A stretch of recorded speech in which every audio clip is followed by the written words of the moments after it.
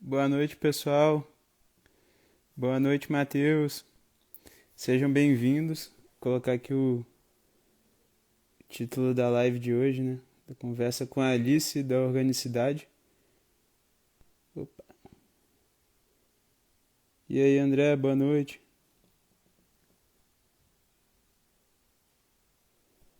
Aqui, tentar fixar.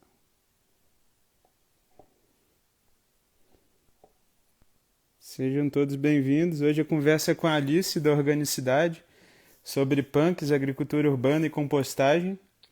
E a importância desses três temas aí para a gente ter cidades aí regenerativas, mais sustentáveis e mais harmônicas aí. Estamos aguardando a Alice entrar. E é isso, acho que a ideia é a gente trocar experiência, trocar conhecimento aí sobre esses temas que são super importantes. E acho que vai ser super rica a conversa. Estamos só aguardando a Alice. Se vocês tiverem dúvidas sobre horta, sobre punk, sobre compostagem, quiserem já ir colocando aí, fica à vontade que eu acho que super agrega na conversa, né?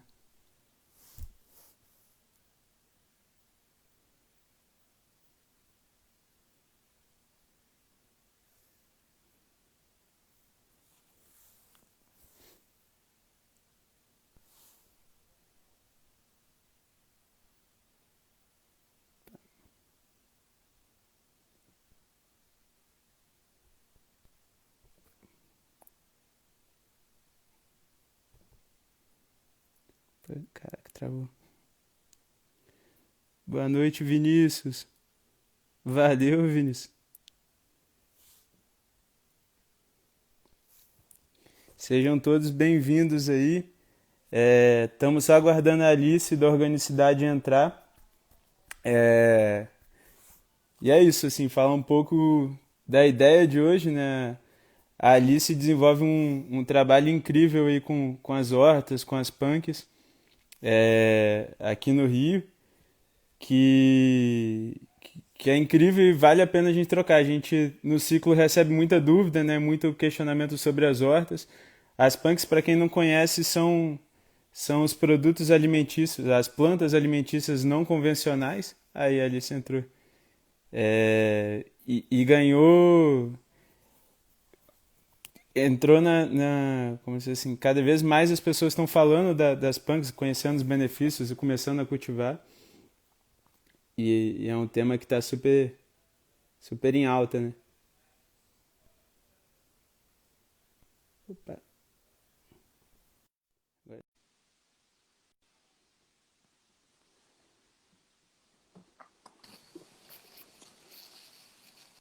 E Oi, aí, Alice? Beleza? sim, tudo bom? Tu- Tudo bom aí com você? Também, Beleza, tá dando caminhando. proveito? Tá, tô te ouvindo bem. Você me escuta bem? Também, tranquilo. Eu Ô, ia Alice, fazer, pode falar. não, eu ia fazer no jardim, né? Tinha preparado todas as luzes e tudo, aí choveu, aí mudei de lugar. Aí trouxe umas florezinhas pra gente. Ô, bacana. Alice, primeiro eu queria te agradecer aí por ter topado o convite. Pô, eu sou fã do teu trabalho, cara, sabe muito de horta, né, e de agricultura urbana. Tu é uma baita referência, assim, no assunto. E aqui no Ciclo a gente recebe muita gente perguntando, né, sobre horta, começando a sua hortinha em casa ou se envolvendo no mundo da agricultura urbana. É, eu acho que a conversa é super produtiva e eu acho que compostagem e horta são dois temas que andam juntos, né, assim. Então, eu acho que a conversa tem tudo aí para render. Sim, queria também te agradecer pelo convite, né? Acho que seu trabalho é super inspirador para as cidades, né? Você sabe, a gente realmente também admiro muito todo esse movimento, né, que você fez, assim, acho que é o que as cidades precisam, né? Não faz sentido a gente ficar desperdiçando um recurso tão valioso, né, como os resíduos do que a gente come, como a gente sabe que acontece, né, ver seu trabalho crescer dá uma alegria no coração, sabe, assim, desde o início, né, que você começou com pouco e agora já está nessa escala aí, é realmente a prova de que é possível habitar cidades regenerando os ambientes, né. Então, Com agradeço pelo certeza. convite. Valeu, Alice. O Alice, eu te pedi, eu acho que tem muita gente do ciclo que já conhece o Organicidade, mas se puder apresentar e contar um pouquinho da tua história e da Organicidade, acho que seria bem bacana. Pode ser. Sim. Então, eu sempre me perco um pouco quando falo da minha história, né? Mas eu fui uma criança totalmente urbana, né? Assim, um ser totalmente urbano, nenhum hábito, não vim de uma família de agricultores ou que trabalhavam com a terra. Cresci em Paraty, mas mesmo em Paraty a gente tem os hábitos mais urbanos, né? Essa coisa da a vida urbanoide encantou muita gente, acho que por muitas gerações, né? Então foi só com já na faculdade, assim, 18, 19 anos, que eu comecei a olhar para esse universo vegetal das plantas com outros olhos, né? E vi que não era tudo uma manta verde, que a gente chama de natureza, que realmente são muito, é uma diversidade gigantesca, né? É muita riqueza esse universo, assim, de aprendizado, de cura, de alimento, né? De regeneração mesmo. Então, foi fazendo um projeto de extensão na FRJ, que eu fazia parte, o Raiz e Frutos. Eu pude trabalhar com as É mesmo? comunidades. Sim, Não sabia que tinha participado. Mas, participei em 2013. E, e lá, trabalhando com as comunidades caiçaras, né, que a gente trabalha aqui na reserva da Joatinga, é o trabalho do projeto, que uma caiçara muito especial da Praia Grande da Cajaíba, a Dona Dica, que me mostrou o que era uma planta, né? O que era um pé de feijão guandu, o que era um pé de mandioca, né? Por mais que a gente comesse aipim, eu sempre comi aipim, mas não tinha visto ainda, olhado, uau, é uma planta, ela dá árvore, né? Então é muito desse analfabetismo botânico, vegetal que a gente tem como ser urbano mesmo, né? De crianças que cada vez mais estão sendo criadas nas cidades, achando que as comidas vêm das prateleiras e não tem essa relação com a terra. Então, eu lembro muito desse dia que ela me apresentou a horta dela, ela apontando para cada uma, e, e aí despertou, assim, esse universo, como quando você conhece uma pessoa, né? E aí você hum, tem aquela pessoa que, você pode sempre ver aquela pessoa, mas você nunca se apresenta para ela. É um pouco essa sensação, sabe? Quando você começa a ver que as plantas são muitas, diversas e são como as pessoas também, né? E aí, desde então, eu voltei para o Rio, desde essa primeira ida lá, e comecei a plantar no jardim da casa da minha mãe, que tem um terreno, um jardim na cidade. E aí foi um caminho sem volta, assim, foi nesse movimento que surgiu. Eu trabalhava, fazia história da arte na época, e trabalhava com assessoria de imprensa e catalogação também de imagens, e então a horta era muito hobby ainda, né? Eu uhum. cultivava como hobby. E num desses manejos que eu pensei, eu realmente não quero trabalhar com outra coisa, eu queria poder trabalhar com isso que eu gosto, com esse meu hobby, que era o que eu gostava. E veio todas essas reflexões, assim, dessas questões também de privilégio de você fazer isso numa cidade, né? Tendo um terreno. Então, como é que eu... Foi uma das perguntas que eu me fiz também. Como é que eu posso fazer dessa escolha não ser um privilégio de alguns também, né? Que tem um terreno, que tem tempo livre para poder ter um hobby. Como é que a gente pode realmente trabalhar com a produção de alimentos e, enfim, e aí nisso veio o nome, organicidade, veio a ideia de prestar esses serviços, né, de fazer jardins. E aí, com o passar do tempo, A gente começou mais ou menos em 2015. Foi nosso primeiro projeto que a gente... A ideia começou um pouco antes, mas o primeiro Uhum, projeto de paisagismo que a gente fez foi em 2015. E depois de 2015 a gente fez alguns... Aí em 2015 ainda era um pouco convencional, né? As hortas, assim, o paisagismo, os estudos todos. Então, cultivando aqui no jardim, a gente foi melhorando o ambiente e nisso começaram a surgir as punks. Eu até trouxe aqui a primeira assim, que eu vi, que nasceu aqui espontânea, que ela é muito comum aqui do Rio de Janeiro, essa batatinha, uhum. que é a Bertalha Coração, que chama, porque a folha dela, vocês conseguem ver, lembra um pouco um Redondinho, que parece coração. coração. É, é a redera cor de folha, então, com um amigo que fazia agroecologia em Viçosa, em Rio Pomba, numa faculdade, ele vinha aqui, a gente plantava junto e ele me apresentou essa plantinha e falou, dá para comer. Aí, a gente, como assim dá para comer? Tinha um monte dessas batatinhas, tá vendo? Elas dão essas batatinhas aéreas. Aham. Ele falou, essa batatinha é tipo um quiabinho.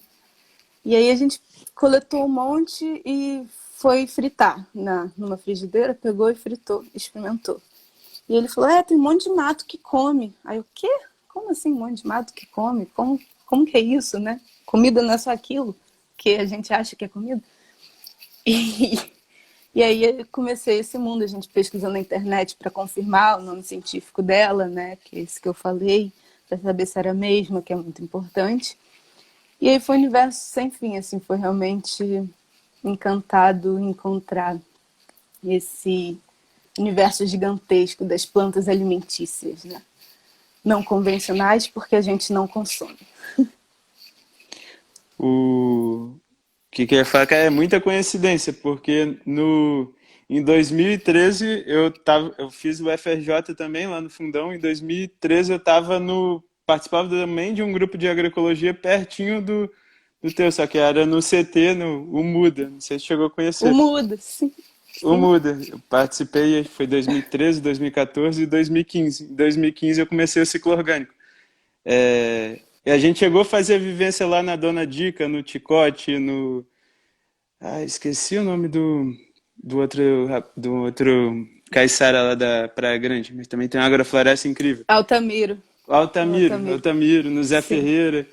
É muita coincidência. sim. E, e o que eu ia falar, acho que é incrível mesmo, né? Quando você começa a se envolver no mundo da agroecologia em geral, parece que antes você, sabe, pessoa que tem problema de visão, depois bota o óculos e começa a enxergar as plantas, né? Na época de faculdade eu fiz um estágio voluntário na reserva da Vale, lá em Linhares, né? E lá tinha um botânico, cara, incrível, que o cara sabe, qualquer planta que via na frente, ele já falava o nome científico e sabia tudo e tudo mais. Aí ele falou, Lucas, quando eu comecei, parece que era tudo verde, tudo a mesma coisa. E depois você Aham. começa a ver e procurar saber, não, não é tudo verde. Aquele verde é diferente daquele, o formatinho da folha, o detalhe entre a folha e outra, e a flor e a casca e tudo mais. E você vê que é um mundo gigante. E aí a maneira até falar assim, né? A questão do que a gente tem um hábito de chamar de mato, né? Eu não sei se é verdade, eu acho que tu pode falar melhor do que eu, né? Assim, mas eu vi a história que a gente chama de mato porque vem de quando a gente não sabia o que que era, né? E a gente fala, não, isso aí eu não sei o que que é, isso aí eu mato. E aí vira mato e Uhum. vira mata. Nem sei se de fato é essa a história, mas e é quando você vê que na verdade não, é uma planta alimentícia, só que ela não é convencional porque ela não é cultivada comercialmente. Sim. E acho que a gente provavelmente se trombou lá na época, né? Porque eu lembro de uma composteira grande, de um projeto do Muda lá que tinha uma área já para isso. Lembro de visitar algumas vezes, mas muito incrível mesmo. E realmente, assim, o que são as punk, né? Aí a organicidade surgiu com essa pegada do paisagismo e com esse foco na biodiversidade alimentícia, né? Que a gente percebeu que o potencial do cultivo de alimentos na cidade, também desses projetos de paisagismo seja nas portarias dos prédios, nos canteiros das ruas, né, na nossa casa, na sacada de uma janela, no apartamento, tem um potencial muito grande de conectar mesmo esses ecossistemas urbanos que estão totalmente fragmentados hoje em dia, né? A gente foi ocupando os ambientes urbanos, que eram antes florestas e, enfim, equilibradas, e, e como que a biodiversidade conecta mesmo, seja com a visita de um passarinho que come aquela frutinha e depois vai fazer a visita a outro lugar, né? Seja com a borboletinha, o beija-flor. Então, assim, hoje, na organicidade, a gente trabalha muito com esse foco de regenerar os ambientes para conectar os ecossistemas através da biodiversidade. É o que a gente está fazendo. E aí a Spunk, né? A Spunk é o nosso carro-chefe no meio disso tudo, que para quem não conhece, para quem nunca ouviu falar, não sei se eu perdi uma pergunta. Esse livro aqui é a grande bíblia da biodiversidade alimentícia, né, da Spunk, da gastronomia botânica, como o Valdeli fala, que é o autor desse livro. Para quem vocês conhecem, gente, eu não sei, porque para mim esse livro já está há 10 anos aí, né? Então, eu acho que todo Caraca. mundo já conhece, mas não sei se todo mundo conhece, que é o Plantas Alimentícias Não Convencionais no Brasil. Tem mais ou menos 351 espécies aqui catalogadas, com receitas ilustradas e informações científicas. E é a grande referência assim, que a gente tem, que ainda não, e o Valdeli está fazendo um outro agora. Então, as plantas alimentícias não convencionais, que é esse termo que surgiu junto com esse livro, em pesquisa com o Valdeli, com a Irene Artest e outros pesquisadores, para, de alguma forma, ficar mais abrangente o potencial alimentício dessas plantas que até então eram chamadas de matos né, ervas daninhas, matos, isso que você estava falando, pragas, né? Muitas, por muito tempo elas foram conhecidas assim. E muito porque elas são plantas que nascem espontâneas. A maioria das punks, né, não são cultivadas, são plantas espontâneas mesmo, mas não só. E elas brotam, às vezes, no canteiro de uma hortaliça convencional que você quer plantar, ou no seu gramado monótono, então ela vai ser daninha, aquela paisagem monótona, né? De gramado e tal, ela vai interromper isso. Então, as pessoas viram por muito tempo ela com maus olhos. E faz parte, acho que é um assunto tão amplo, né, que a gente pode entrar, essa questão do olhar para a natureza e ver tudo um mato, que tem a ver com a gente não se aproximar mesmo do universo vegetal, né? Por falta de semelhança mesmo, parece que a nossa espécie, por muito tempo, ela tem esse narcisismo, né? Uma coisa de se colocar como o centro do universo e o topo da cadeia alimentar, então só se identifica com o que é muito próximo, assim. A gente tem uma proximidade maior com os animais, não é à toa, mas é porque a gente realmente consegue identificar nos animais coisas parecidas com a gente, né?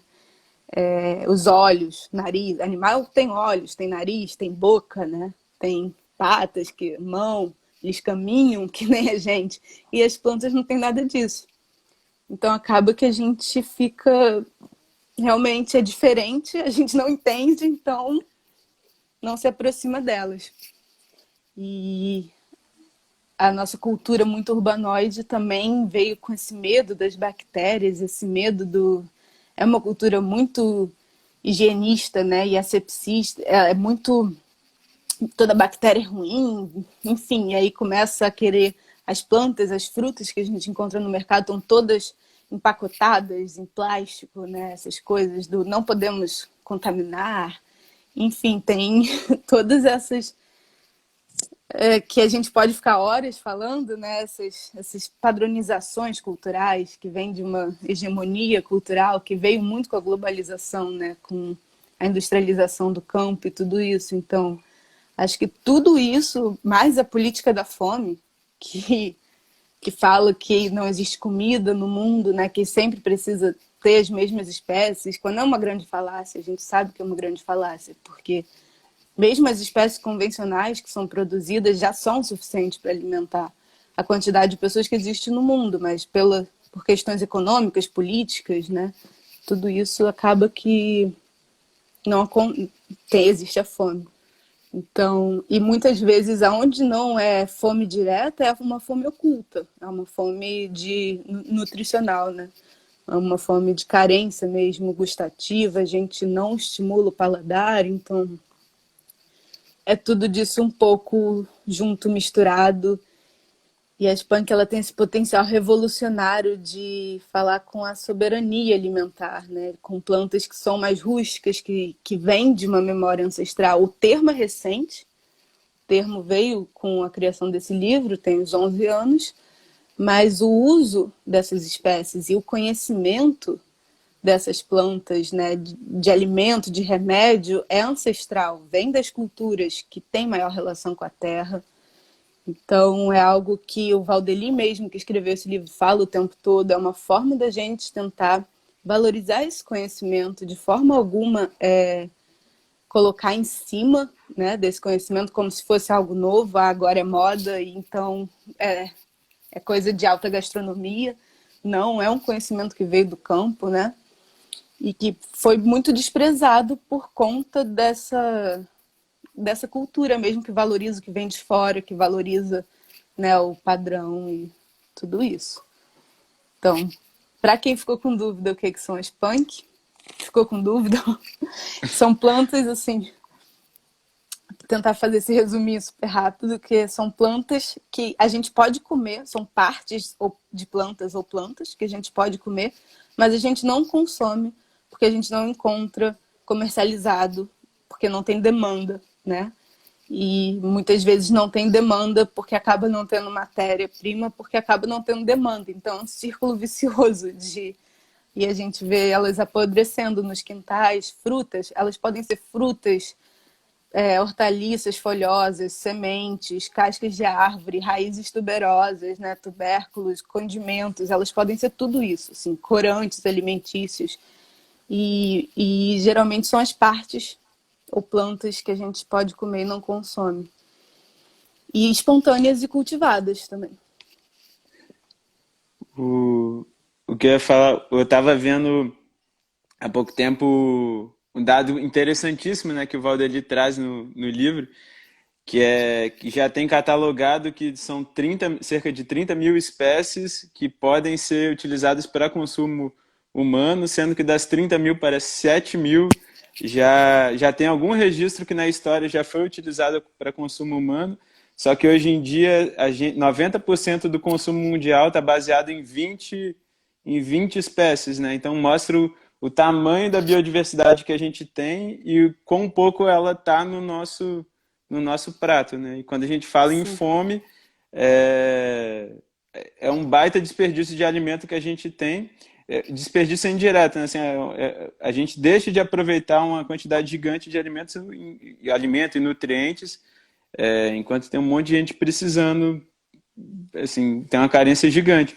Ele traz um dado que são 1 a 2 toneladas por hectare por ano. Então, para cada campo de futebol de área verde, a gente está desperdiçando todos os anos entre 1 a 2 toneladas, sem falar isso em resíduo orgânico, né? Quando a gente fala de produção de resíduo orgânico de compostagem, a gente está falando, para cada prato de comida, a gente tem uma geração entre 250 a 350 gramas de resíduo orgânico em geral. E aí vai desde casca, talo, fruto, boa parte podia ser aproveitada para alimentação, né? E quando a gente fala de desperdício de comida, a gente está falando de 1/3, né? 1/3 da comida que é assim, plantada intencionalmente, colhida intencionalmente e comercializada, acaba indo parar no lixo. Então, a gente vê que sim, a fome tem outros motivos, né? Não é falta de comida, né? Assim. sim, exatamente. E o E esse. trabalho aí diga. Não pode falar. Eu falei, e o trabalho do Valdeli, o trabalho de todo mundo fomentando as punks, eu acho que é incrível nesse sentido. Que nem você falou, uma verdadeira revolução, né? Quando você começa a conhecer, experimentar, e é aquilo, às vezes a gente tem muita questão de referência, né? Não, salada é alface, tomate, pepino, mas a gente vai ver, mas nem alface é daqui, nem tomate, nem o pepino. E aí vai plantar os três para você ver a quantidade de coisa que aparece, a dificuldade, a adubação e tudo mais. Enquanto Sim, isso, a serralha, óleo para nobres, tudo mais está ali brotando na sua frente, na porta da sua casa, mas não, isso aqui não é salada. Então é uma quebra de paradigma, é uma mudança cultural muito grande, né? Mas é muito. Ainda bem que tá tendo esse movimento. sim. Porque elas enriquecem muito, né, na aprendizagem, no tudo. Isso que eu ia falar, esse livro é maravilhoso e acho que muita gente já conhece, mas acho que pouca gente leu a introdução dele, né? Que é onde o Valdelier ele realmente disponibiliza todos esses dados, né? E ele, essas 7.000 espécies que a gente perdeu, né, são variedades, assim. Se a gente for pensar das grande quatro espécies que são responsáveis, né, por 60% das terras agricultáveis do planeta, que é a grande monocultura, a base da nossa alimentação, que é o milho, o trigo, a batata branca, né, que chamam de inglesa, mas ela é dos Andes, e o arroz, são quatro espécies que já tiveram assim suas variedades, muitas variedades ao longo da nossa cultura, né, como espécie. Mas elas se perderam, assim, se a gente for olhar na Índia, né, de onde veio o arroz, a quantidade de variedades de arroz que tinha lá, de cores de arroz de tudo que é cor, e hoje em dia só tem um branco, né? O milho aqui do México, a quantidade de cor de milho que existe, e hoje em dia só tem o amarelo que a gente consome em larga escala, e a batata a mesma coisa, né? E o trigo também. Então, é isso, além de serem muitas poucas espécies, elas não são diversas na variedade delas. Então, e esse número é fantástico, porque não tem ele fala isso nessa parte do livro, né? A gente não tem ao certo o número exato de espécies alimentícias que existem no planeta, como a gente também não tem ao certo o Sim. número exato da flora que existe no planeta. Tudo aproximado. E é justamente nesse cálculo que ele faz da flora aproximada de 300.000 espécies vegetais que existe, 10% dessas são comestíveis, o que equivale a mais ou menos 30.000 espécies. Se a gente for olhar no Brasil, né, que tem mais ou menos suas mais de 50.000 espécies nativas da flora do Brasil, 10% dessas seriam, no mínimo, comestíveis, alimentícias, né, medicinais também. Então, a gente tem aí um número muito grande de espécies para o brasileiro comer, em média, mais ou menos 20, né? Assim, um brasileiro que diversifica muito sua alimentação chega a 100 espécies alimentícias. Mas a gente, 100 espécies enfim, é muito pouco, né, comparado a esse número. Acho que é assustador, assim. E a nossa cultura, a gente não produz nada, que a gente não é campeão de produção, como o agronegócio adora falar, né, campeão de produção no Brasil. A gente não é campeão de produção de nada que é daqui. Né? Tudo é de outros lugares, assim. E, enfim, café, soja, são maravilhosos, mas não são daqui, né?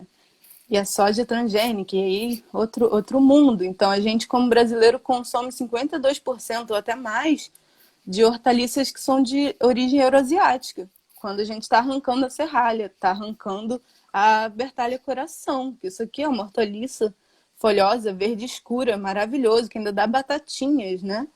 Essas batatinhas aí que ficam maiores, é que eu podei ela de... Estava nascendo no meio do caminho aqui, então ela nasce um pouco mirrada. Então, assim, essas espécies, além dessa rusticidade toda que elas têm de nascerem espontâneas, se a gente leva ela para cultivo, né? Para um canteiro fofo, para Fica um lugar de ainda, mais. fica ainda maior, né? Ainda Exatamente. mais saborosa. Exatamente.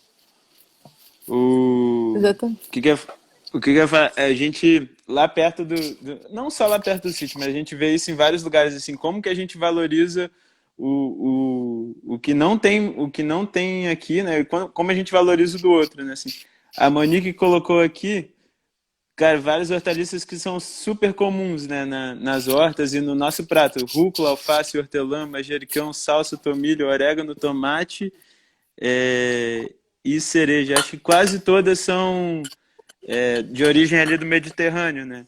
De origem Uhum. europeias, né? Nada tem muito daqui. a ver com a nossa colonização mesmo, tem muito a ver com o fato da gente ter como referência o que é cultivado na Europa. Lá no próximo do Sim. sítio, o pessoal tem uma cultura do caju, né? Assim, de querer plantar o caju, tem um monte de pé de cajueiro, mas nenhum dá caju lá. Eu falo, aí a Tamires fala, não, vamos plantar o caju. Eu falei, cara, esquece o caju, porque o caju não vai rolar aqui. Não, mas eu quero o caju e tudo mais.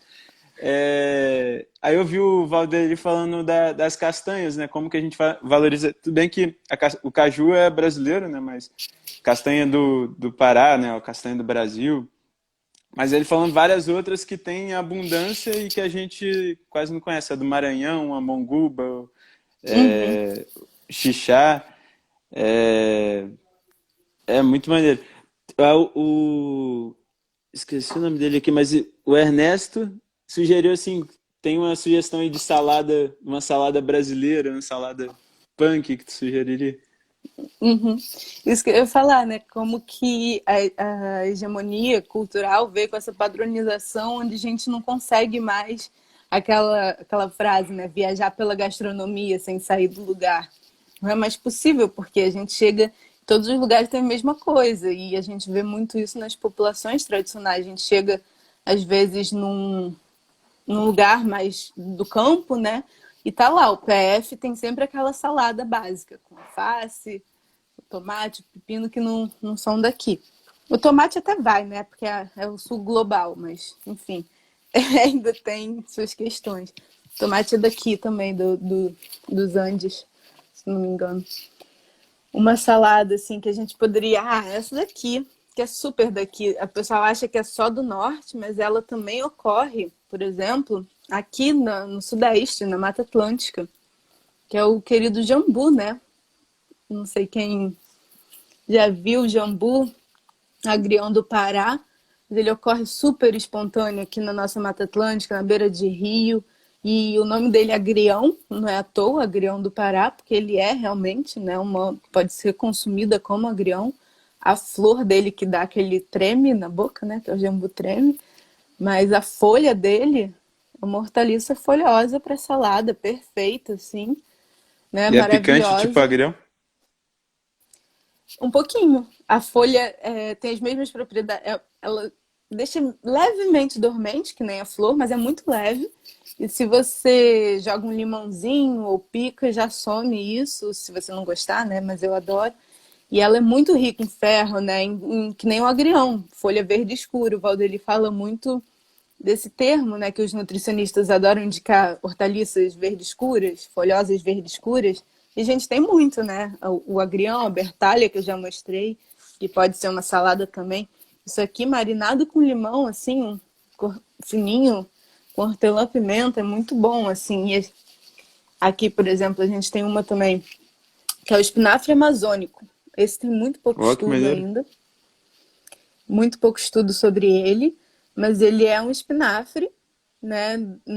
Não precisa ser aquele espinafre da Nova Zelândia, que se deu muito bem aqui no cultivo, porque a nossa terra realmente, o Brasil, né, tem um potencial agrícola muito grande, mas esse daqui é nativo da Amazônia, se dá muito bem aqui, as folhas ficam maiores para cultivo de meia sombra, então assim, para também apartamento, né, cultivo que tem pouca luz, é maravilhoso, ele é super resistente, fica grandão, é porque esse aqui estava no sol, mas se você cultiva na sombra, a folha fica muito maior ainda, então é uma delícia, né, e é uma delícia.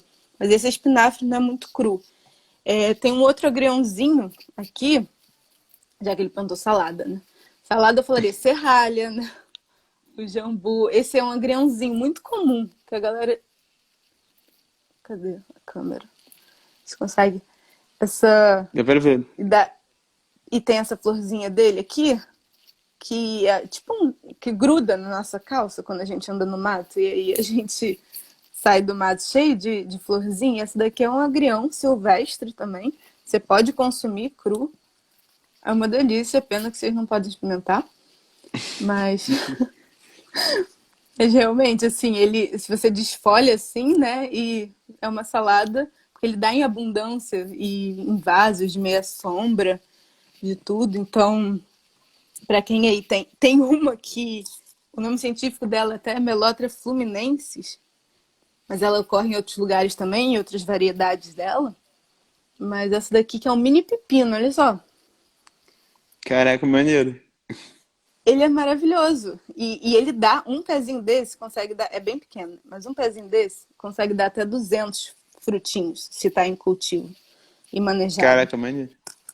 E é igual um pepino mesmo. Consegue ver? Aham. É um Pô, pepininho, maneiro. gente. Então, assim, realmente gosto de pepino. As folhas também.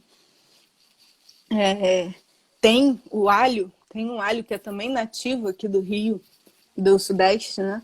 Que é o alho silvestre. É que fechou a florzinha. Eu tinha coletado, estava aberta. É uma florzinha linda e é uma folhinha, ele é parente do alho mesmo, só que é mais delicado o sabor dele. E ele dá os bulbinhos que nem o alho, e as Isso aqui folhas é uma são extremamente miniatura, né? Assim, comestíveis, assim, pequenininho. uma salada, e a flor é muito cheirosa e comestível também. Então, daqui do Sudeste, você consegue temperar, fica muito gostoso temperar umas saladas, né? Tudo isso. Tem a cariru, que é a preferida das saladas. Se é para falar de cru, então, essa daqui, junto com a beldroega, que está aqui, são variedades, são espécies diferentes, mas são parentes próximos. Então, essa daqui é a cariru, que é a Talinum triangulare, é uma folhinha, tem gente que chama de beldroegão também. Ela ocorre muito aqui no Rio de Janeiro, principalmente, né? Para quem está aí no Rio, espontânea, ela dá esses frutinhos, tá vendo? Amarelinhos na ponta, onde estão as sementinhas dela, que Que explode, né? isso, e umas florzinhas rosinhas. E ela é muito gostosa, ela é muito rica em ômega 3. Isso aqui é para consumir crua mesmo. Não tem gosto de forte, assim, então ela combina muito bem com azeite e um sal. Fica perfeito, assim, na salada.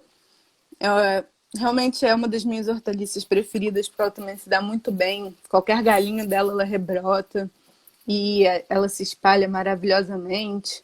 É muito rica em ômega 3, que nem a beldroega que o Valdeli indicou. Então tem muita proteína vegetal aqui. E substitui fácil o alface, que é muito chato de cultivar o alface, né, gente? Vamos. Lindo, maravilhoso. Mas realmente. E essa é a beldroega, que é parente dele também. Ela já tá fechada porque ela dorme agora de noite. Mas de manhã as folhinhas ficam mais abertas, assim. E ela é totalmente comestível, assim. É totalmente, que nem a cariru, né? Das folhas, o talo, dá para fazer picles do talo. Essa daqui tem registros na carta do Peru Vaz Caminha. Quando ele chegou aqui, quem quiser ver depois, joga no Google. Carta Peru Vaz Caminha, 1500, bredo. Joga essa palavra. Bredo, que aí você vai ver como ele fala assim, os bredos, né, que ocorrem espontâneas em todo lugar e tal. Então, essa que nasce. Essa Era daqui é um. essa aí. Oi? Era essa aí, o brado. Essa especificamente não, porque essa é uma Não. variedade já ornamental dela, mas é variedade da mesma espécie. Então, é uma já cultivada, porque ela dá. É às 11 horas, a famosa 11 horas, que as pessoas cultivam, conhecem muito, da folha achatadinha, porque tem uma 11 horas da folha pontiagudinha que não é comestível. E a 11 horas da folha achatada é comestível. Então ela abre às 11 horas as flores, então a galera foi pegando e cultivando e fazendo cruzamentos, né, para ter mais flores e usar muito no paisagismo. E hoje em dia ela está muito usada. Então, mas ela nasce espontânea, a silvestre, que é a Beldroega portulá colerácea, que tem os mesmos usos que nem a cariru. Então, isso sem falar assim, dá para fazer salada de trapoeraba. Essa causa, porque essa todo mundo já criticou, eu aposto. Na vida, assim. Vocês conhecem essa, Essa aí, gente? certamente o pessoal fala que é mata, né? Essa aí é super espontânea. Ah, tem uma roxinha dela também. Também é comestível. Eu trouxe. Tipo essa aqui, né? Aham, tipo essa aí. É, que tem vários nomes populares, mas sim, as duas são comestíveis, assim. E eu particularmente prefiro essa roxinha, que ela é muito valente, né? Uma espécie assim que realmente dá em todo lugar. Qualquer coisa, qualquer frestinha ela tá brotando.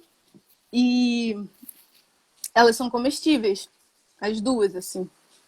Essa daqui a gente entregou muito durante algum tempo para um chefe aqui em Santa, que ele enfeitava os pratos, né? Colocava, porque ela é crocante. Quem tiver ela em casa, experimenta, por favor. Ela é crocante, então ela dá um prazer gustativo, né? E, enfim, traz todos os nutrientes que a diversidade traz também.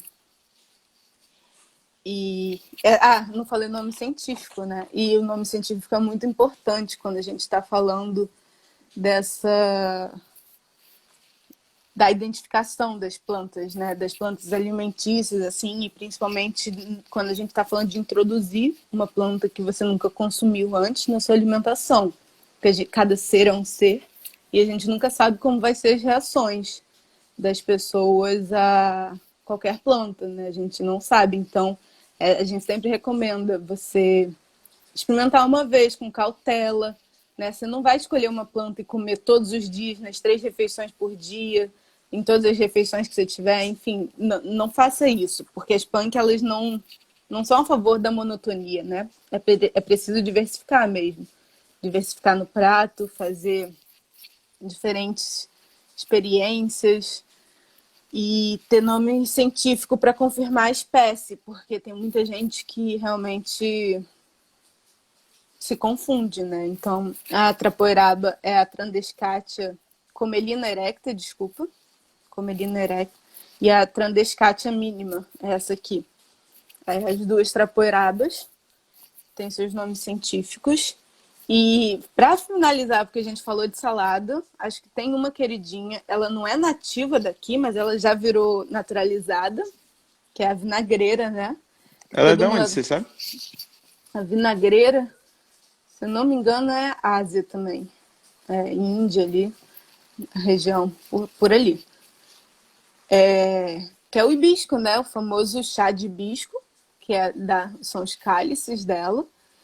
E a vinagreira, a folha dela, tem algumas variedades de vinagreira. Aquele hibisco que a gente consome, e já em alguns lugares você consegue encontrar os cálices florais, é de uma variedade diferente dessa, que é o hibisco sabidarifa, que é o mais medicinal também, que as folhas são verdes e o cálice é vermelho. E essa daqui é a vinagreira hibiscus acetosella, que ela é toda vermelha. Ela é muito rica em ferro por essa coloração, né? Muito beta-caroteno, pigmentos, carotenoides, pigmentos carotenoides que dão essa coloração avermelhada para ela. E ela é deliciosa para salada, porque acaba que até no uso das punks medicinais, por exemplo, dessa do chá de hibisco, a gente usa o cálice floral. Então as folhas são desprezadas no cultivo. No Maranhão, o pessoal já faz o arroz de cuchá com as folhas da sabidarifa, que é verde. Mas todas as folhas são comestíveis dela. Ela tem uma coisinha azedinha, lembra um pouco um vinagre, não sei. Muito leve, né? Um vinagre, porque um vinagre tem um cheiro forte. Mas ela é muito deliciosa na salada. Então ela compõe isso aqui, junto com uma cariru, com uma beldroega, com uma bertalhazinha, assim, fica divino mesmo na salada. E a gente está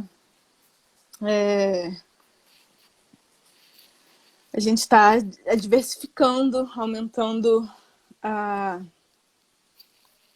o acesso aos nutrientes, né, que a gente tem, e também elas são um potencial muito grande para incrementar mesmo a renda dos agricultores, né, porque a maioria capina essas plantas na horta, até, enfim, a vinagreira, no caso, é uma que é mais cultivada do que espontânea, mas depois que ela vira cultivada em um ambiente, ela começa a ser espontânea, que é o caso das subespontâneas. Então a gente tem todo esse potencial, né? Em vez de só capinar para jogar fora, a gente pode realmente capinar para incrementar a renda, se você é um agricultor. E para a agricultura urbana, aí para a agricultura urbana, para o cultivo em vasos, em apartamentos, né? em terrenos degradados, como é a maioria das cidades, elas são maravilhosas, porque além de regenerarem, elas fornecem biomassa, fornecem alimento, florescem, né, maravilhosamente. Aqui também. Ah, eu trouxe várias aqui. A Alice é bacana. É engraçado que a gente, no ciclo orgânico, né? Todo final do mês a gente entrega, no caso, todo início de mês a gente entrega um saco do composto, com 2 quilos de composto e um cartão semente de hortaliças.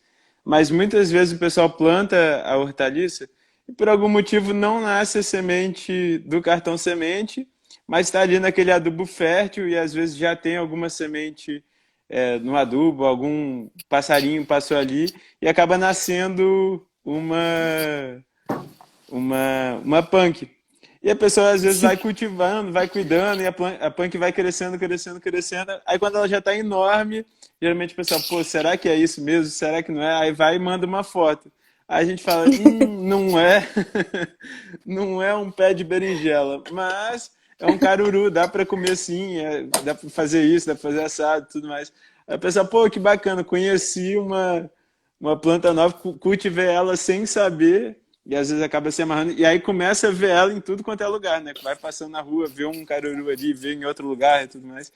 E é impressionante como realmente vem, né? Assim, então, às vezes, na calçada, né, entre uma placa de concreto e outra, nasce, como se assim, nasceu um alface, né? Nasceu uma verdura ali. sim, Mostra o quão espontâneo é, né?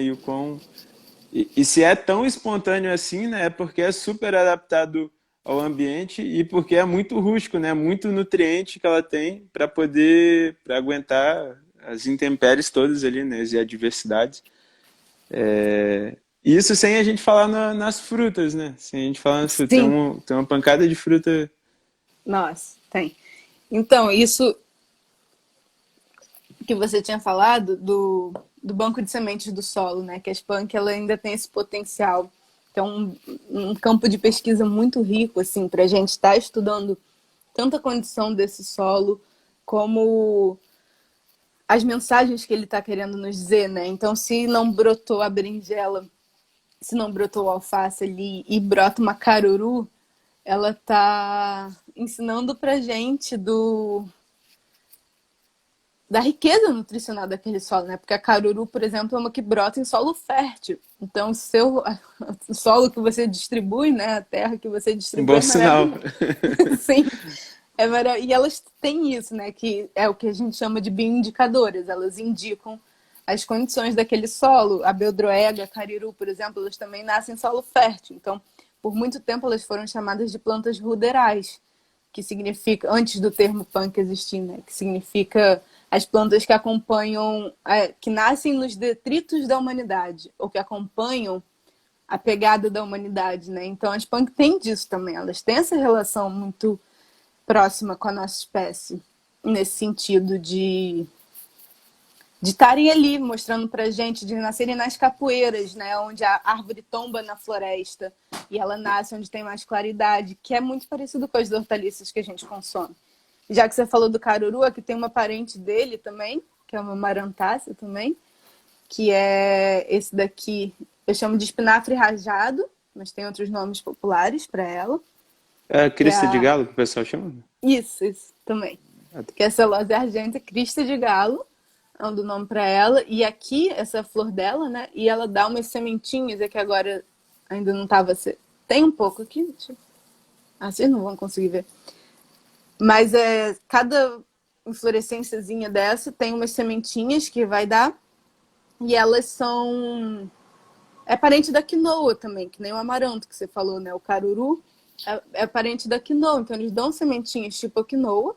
Para vocês terem noção, né? É claro que a quinoa é um cultivar que já foi selecionado e tal, domesticado mais, então ela dá, tipo, essa flor da quinoa é como se fosse grandão para dar muita semente. E essa daqui é como se fosse um estado mais silvestre. Então ela dá, mas assim, as sementes são comestíveis, a flor é comestível, a inflorescência aqui empanado, por exemplo, os chefes É piram, mesmo. né? E as folhas, olha que linda essa folha, né? Que é o espinafre rajado, que é uma folha assim, você consumir refogada ou crua em pequena quantidade, quando é broto, né? Você pode consumir mais. Mas olha que lindeza, né? Para enfeitar pratos, para fazer um refogado dela, colocar folha em cima, assim. Então, além de tudo isso, elas ainda têm esse potencial de beleza, né, gastronômica e tudo isso. E aí as flores que são comestíveis, essa aqui, que é a flor do nirá, né, que aqui já tá fechando, mas assim, a gente tá acostumado a ver o nirá, o broto, né, antes de abrir a flor, que é o que a gente consome do nirá. Mas as folhas todas dele é comestível também. E quando ele dá flor, cada florzinha dessa, tá vendo? Ela é comestível também. E ela tem um gosto maravilhoso, assim, de alho mesmo. Então, poxa, nos pratos ficam realmente lindos. Você faz um refogado com hortaliças, joga umas folhinhas com gosto de alho, né? Quem não gosta, né? Então, E o maneiro é que o nirá não deixa o cheiro de alho na mão, né? Ainda tem isso. O pessoal chama de alho social, né? sim. E o alho ele é uma hortaliça que tem época, né? Ele não dá o ano todo, assim. Então, realmente, tem muitas outras que a gente pode variar. Ele é mais do inverno agora. E elas são muito ricas, né, nos pigmentos, na diversidade aqui. Essa daqui que é uma queridinha já de muita gente. Não sei se todo mundo aqui conhece já. Já está um pouco murcha. Mas é a clitória, né, o feijão borboleta, que faz, eu tô até bebendo um chazinho dela. Só não ficou muito azul, mas ficou. Não sei se você consegue ver. Dá pra ver, A dá pra luz ver. atrapalha. É porque tá mais azul do que isso. Será que na chaleira fica. Tá vendo que tá Pô, azul dá pra mesmo? ver. Aham.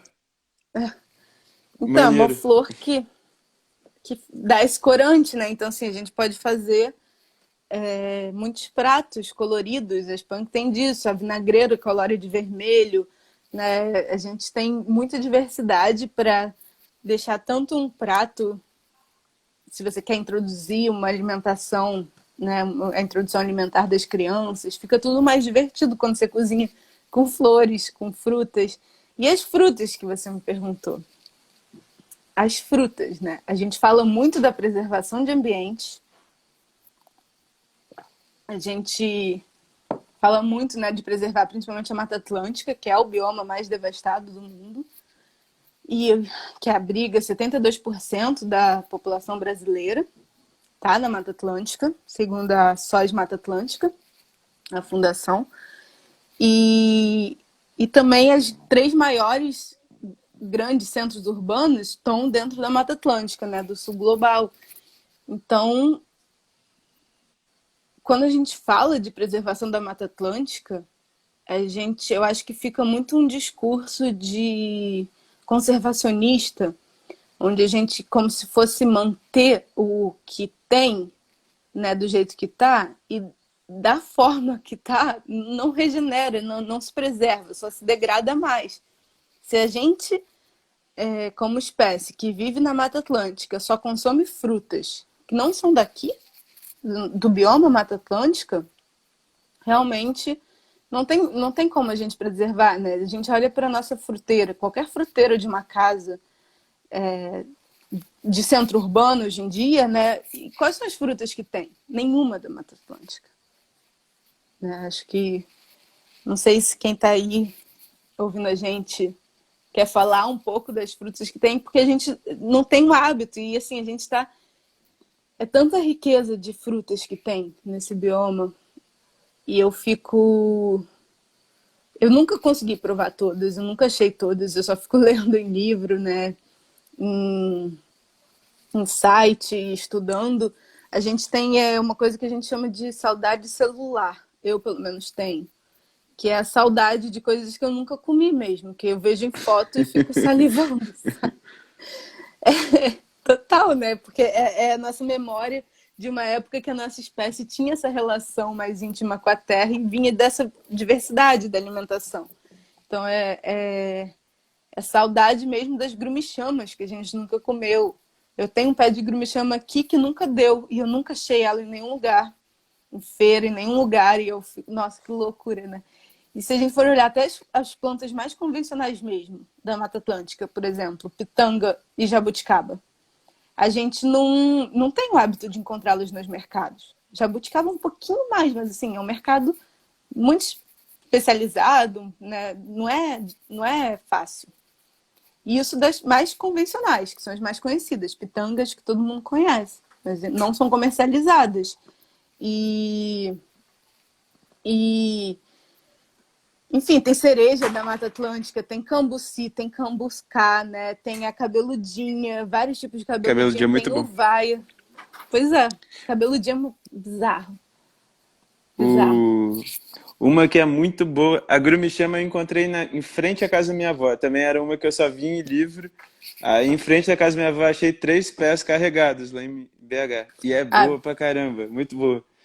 é, Uma que eu acho boa pra caramba, fruta, que a gente não tem o hábito é o bacupari. Eu não sei qual que é a dificuldade que tem, mas o bacupari, pô, é bom pra caramba. É, eu já ouvi falar que a pitanga, o pessoal fala que ela é muito frágil, né? Então qualquer coisinha, e ela amadurece super rápido, né? Mas mesmo assim podia estar sendo mas comercializado em polpa, né? e o Em morango? suco, em... E a framboesa, É, que morango, também. que é, Então, que é esse, dificuldade maior do que... esse argumento aí, né? Quando o pessoal quer, eles comercializam morango, framboesa, atravessa o oceano a framboesa, e é super frágil também. E não é por isso que não encontra nos mercados. Geleias, né? E isso o Valdeli fala muito, o potencial de.